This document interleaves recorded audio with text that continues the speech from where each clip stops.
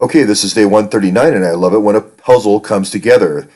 This is just one example. I talked about Burgess leading to a guy named Ronald Burgess, who was running cyber for Trump in the transition. Could be a very pivotal guy that no one really had brought out in the news.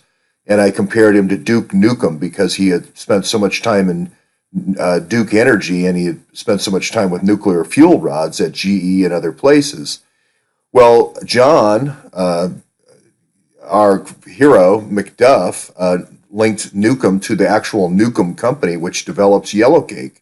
So that led to a whole understanding of robotics and mining and so forth, and how Kamiko, our hero from Shinkolobwe and Dick Cheney and Barrasso's territory there, Kamiko mining in Wyoming, as well as Kamiko in Africa, was linked to Nukem, and they bought Nukem. And then that was then linked to Urenco, which is our AQ Quan and our European companies where we've sent all of our Yellowcake uranium and all the reporting that John Solomon has done at the Hill. So I like it when the pieces come together so quickly like that. The same thing happened with Ace Star, which was DHL. Quickly got linked to Dianne Feinstein's husband, Blum, Blum. And that he was quickly linked to James Comey, Lockheed, and how good buddies they were in federal contracting and so forth. And when I look at these as like puzzle pieces, and as they get put together, it's easier because now the next puzzle piece here is going to be easier because you're going to be able to see the linkage between Comey, Blum, Feinstein, and DHL and a star and so forth. So federal contracts and so forth like that. And I like that. The same thing sort of happened over here with Burgess and the son Burgess, not the father, Ronald Burgess. But the father, Ronald Burgess, led a lot of links to Tony Schaefer and DIA, and my experiences down at the Navy Yard where Rod Wheeler is, the National Harbor where Rod Wheeler is, and G4S. And it almost makes you think that there's a tight connection between DIA and G4S as sort of, I don't want to say drug intelligence agency, but let's just call it a drug intelligence agency. If you remember way back when, in May of last year, I did a thing with Anthony Weiner about Development Alternatives, Inc. And was that a play on AID, like USAID? And because Anthony Weiner talking about development alternatives for a country, to me means, we can go yellow cake, we can go white cake. We got a lot of development alternatives for you. I don't know if people remember that. So is that the play on DIA? AID, it's just another form of USAID, only using military means, military development methods, if that makes any sense.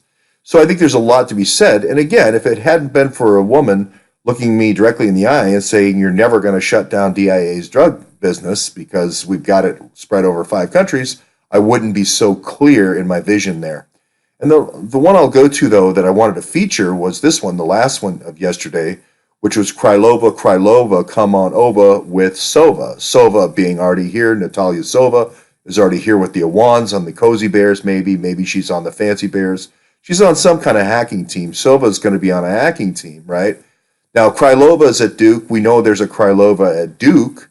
Is that the Krylova that came on over? We don't really know.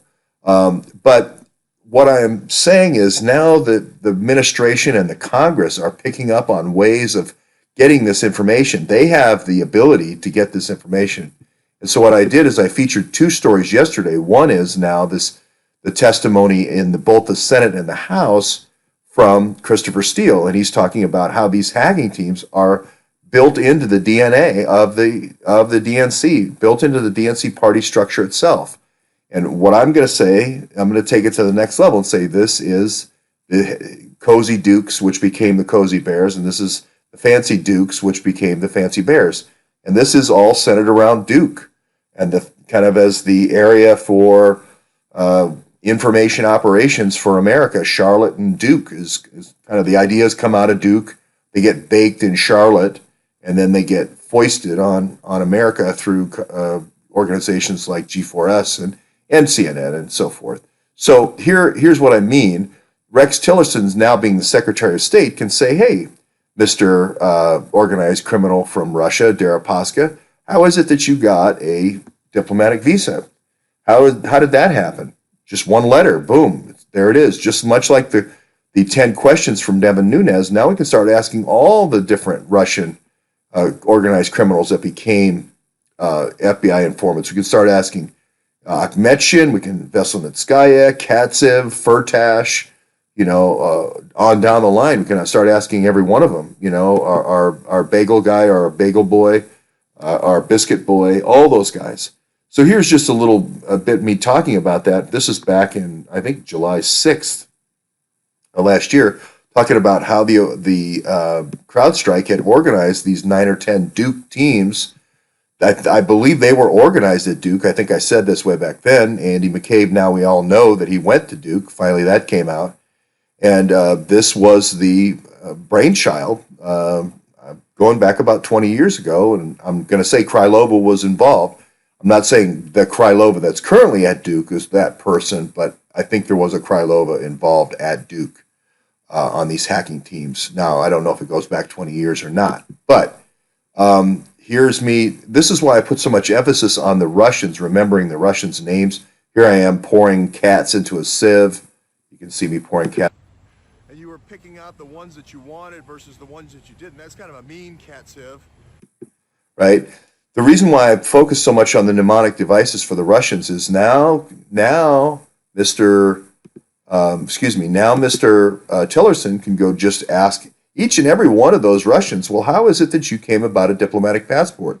Remember, we saw that letter and email in WikiLeaks from Doug Band talking about, hey, I need dip passports for this. I need dip passports for that. Literally, like you were saying, I need, a lunch pass or something. Like it was just like candy. They were giving these things out. If you didn't have friends over in the Kingston passport printing office in Kingston, Virginia, it wouldn't be so easy.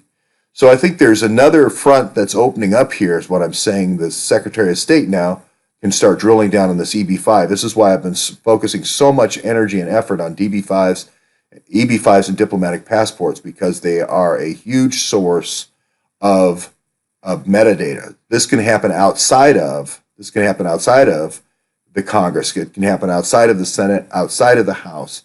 Trump can publish this stuff anytime he wants. Just have Mr. Tillerson send a letter over to Kirstjen Nielsen.